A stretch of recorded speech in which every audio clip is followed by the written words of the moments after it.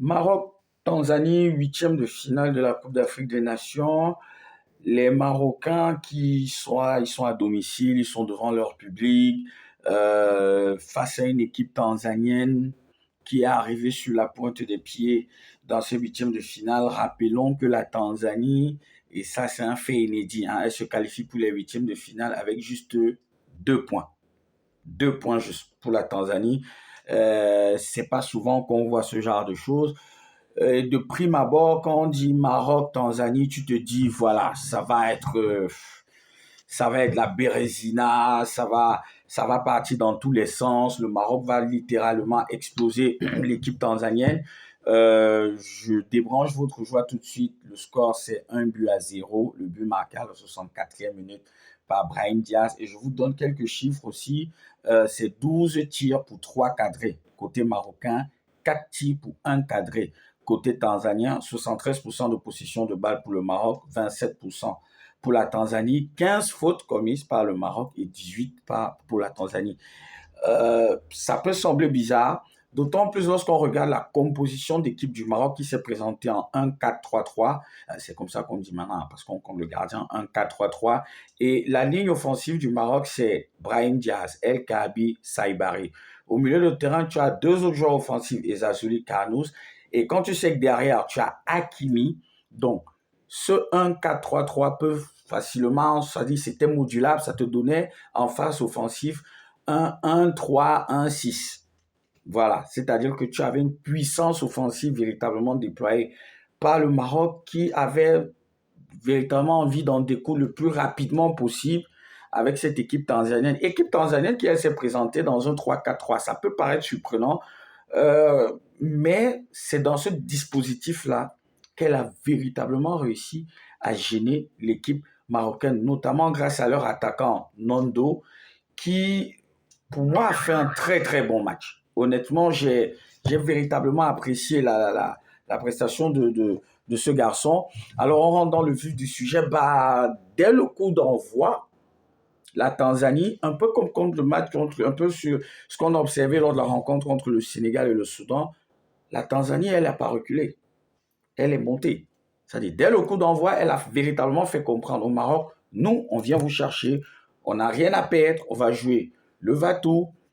Et ça a inspiré, ça a créé un peu le doute chez les Marocains. Moi, honnêtement, je me disais, dès le coup d'envoi, le Maroc va se lancer à l'abordage, pressing haut sur les défenseurs, sur le gardien, on va empêcher la relance tanzanienne, on va frapper à distance, on va. Non, rien, il n'y a pas eu de ça. La Tanzanie a véritablement gêné le Maroc et la Tanzanie s'est procuré l'occasion la plus dangereuse de la première mi-temps avec une tête, je ne sais pas encore, jusqu'à présent, je ne sais pas comment ce Tanzanien-là a fait pour louper cette action. Il était seul devant les buts et là, on est à la 9e, 10e minute, quelque chose comme ça. Et derrière, la Tanzanie a continué à jouer, à trouver les espaces face à une équipe marocaine qui confondait vitesse et précipitation. Et je dis, le Maroc n'a pas respecté la Tanzanie. Tu sens que dès le coup d'envoi, il y a eu un excès de confiance en se disant, voilà, on va leur rentrer dedans, on va leur faire la misère.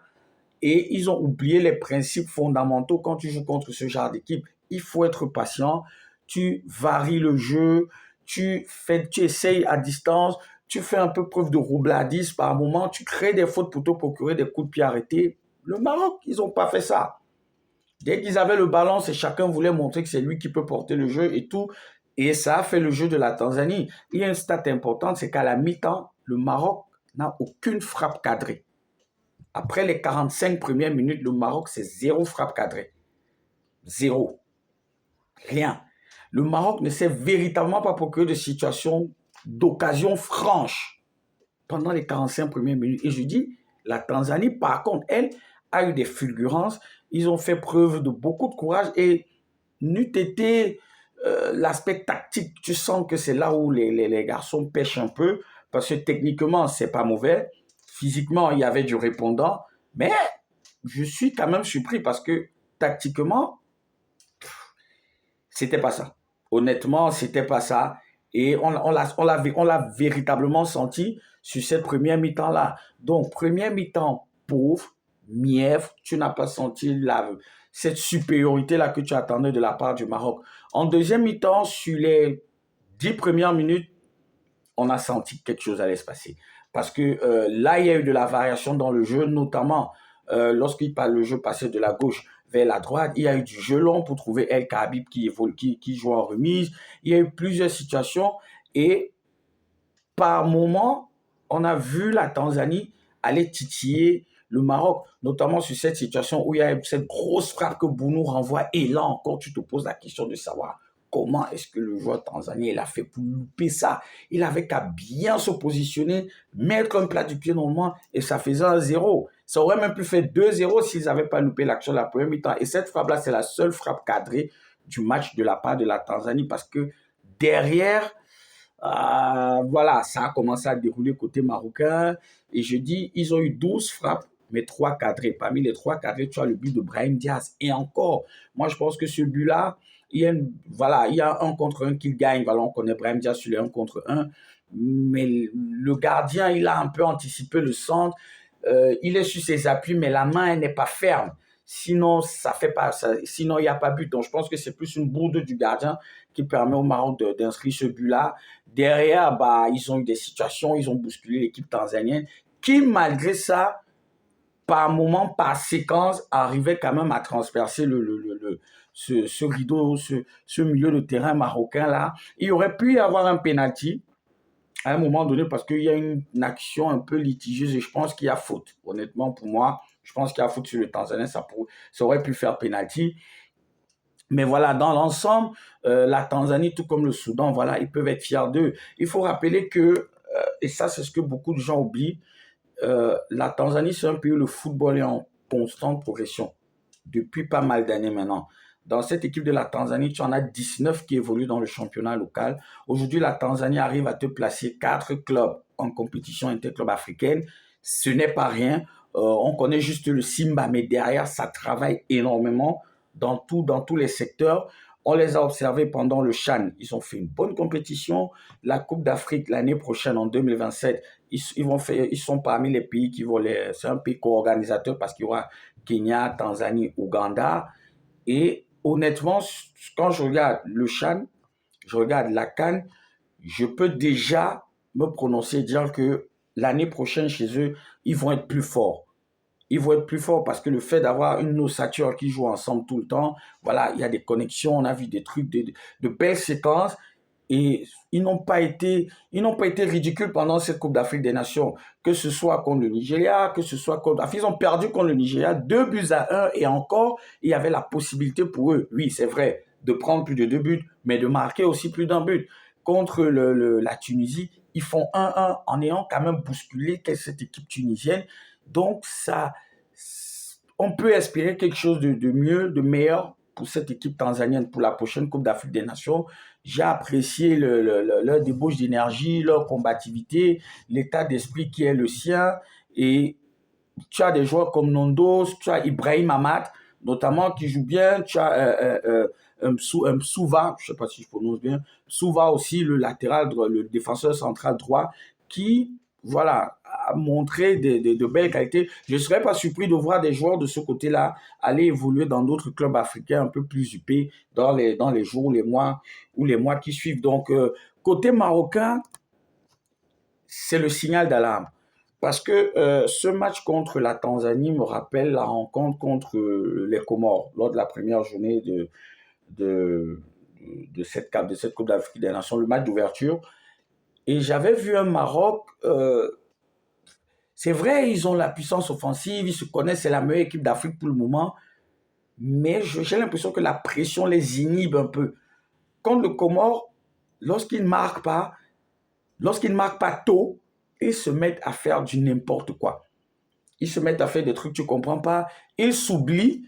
Et dans cette volonté d'aller tuer, punir l'adversaire, derrière, ils s'exposent grandement. Et quand tu sais que tu n'as plus Romain Saïs, parce que la défense centrale à la base, c'est Saïs et Aguerd. Saïs est très bon en couverture, très très bon. Aguerd est très bon dans le duel 1 contre 1 et dans les situations de poursuite. Là, ça crée une sorte de déséquilibre pour cette équipe-là qui, à un moment donné, et je le répète encore, se perd beaucoup lorsqu'elle ne pense qu'à attaquer. Donc, il y a un problème d'équilibre dans cette équipe marocaine. Aujourd'hui, tu as Massina qui remplace Romain Saïs. Mais ce n'est pas ça. C'est vrai, il y a le retour d'Hakimi et notamment en deuxième période contre la Tanzanie, on a commencé à sentir la connexion Hakimi, Brahim Diaz. C'est vrai que de l'autre côté, tu as Mazraoui qui lui aussi est un feu follet, mais il n'y a pas encore de certitude. Même lors de la rencontre contre le Mali, je me perds souvent à dire que le Mali a refusé de gagner ce match. Parce que dans la même situation, quand ça tardait à venir, le Maroc s'est mis à faire n'importe quoi. Même quand ils ont marqué, au lieu de stabiliser d'abord le jeu, ils ont voulu aller marquer davantage et là, ils se sont exposés. Le Mali a eu plusieurs situations de contre-attaque au cours desquelles les mecs auraient pu marquer l'égalisation, marquer le 2 buts à 1, voire le 3 buts à 1, mais eux aussi se sont plantés parce que, voilà, ils étaient un peu pressés, il y avait du déchet technique, un peu comme lors de la rencontre contre la Tunisie. Mais au final, je dis, si ce Maroc-là évolue comme ça, pour le quart de finale contre le Cameroun, je prends les paris et je vous dis, ils vont perdre. Ou du moins, non, ils ne vont pas perdre. Le Cameroun va gagner. Parce que psychologiquement, ils doutent très vite. Dès le début de la rencontre, avec le public qui poussait, on veut aller marquer, on joue tout pour l'attaque. Sauf que cet équilibre-là derrière leur manque, d'autant plus qu'ils ont préféré faire jouer El Ainaoui à la place d'Amrabat. Et moi, personnellement, oui, El Ainaoui, dans la tenue de balle, il est bon, pour se projeter vers l'avant, il est bon, mais pour la stabilité de l'équipe, je pense que Amrabat, pour l'équilibre, la stabilité et l'équilibre de l'équipe, Amrabat est plus approprié pour jouer à la place de Ehanaoui. Et ça se ressent dans le jeu. Parce qu'une fois que le Maroc perd le ballon, les adversaires, c'est la même chose, que ce soit contre le Comore, contre le Mali, et même aujourd'hui, et même hier, autant pour moi, contre la Tanzanie. Une fois que la première ligne est dépassée, le Maroc, c'est difficile. Et même dans leur contre-pressing, c'est pas ordonné. Ils courent un peu n'importe comment. Tu as des joueurs qui se marchent un peu dessus. Il faut faire attention. C'est vrai, il y a cette volonté de on est chez nous, on va gagner la CAN chez nous, ça fait 50 ans, il y a tout le contexte qu'il y a autour. Mais à un moment donné, il faut rester dans les normes. Il faut rester dans ce qu'il faut se faire, ce qui se fait de mieux, ce qui est conseillé, le protocole. Vous ne pouvez pas jouer contre la Tanzanie, vous n'avez pas de variation dans le jeu, vous balancez les ballons comme ça, vous vous exposez à des contres supersoniques de la part de vos adversaires. Quand je regarde la vitesse avec laquelle Bryan Mbeumo quitte de son camp pour l'attaque, quand tu te rends compte que sur un jeu long, on peut facilement trouver Bryan Mbeumo à près de 40 mètres, je peux te garantir une chose, c'est que le Maroc va prendre cher s'il joue comme ça. Si psychologiquement, ils ne sont pas dans une situation, ils peuvent attendre, être patients, construire le jeu, varier, désaxer le bloc et tirer la ligne de l'adversaire, ils ne réussiront pas. Et le jeu marocain s'y est plus lorsqu'il joue contre des équipes européennes, parce que là-bas, il n'y a pas quelqu'un qui va te dire je vais reculer et te regarder jouer. Mais lorsque c'est à eux de faire le jeu, de créer, de désorganiser un bloc et que ça traîne, c'est-à-dire à la 30e minute, ils n'ont pas encore marqué, bonjour les dégâts. Hein. Bonjour les dégâts, sérieusement. Et je pense que depuis le début de la compétition, ils n'ont encore affronté aucune équipe comme les Lions indomptables du Cameroun. Et ça peut leur coûter cher.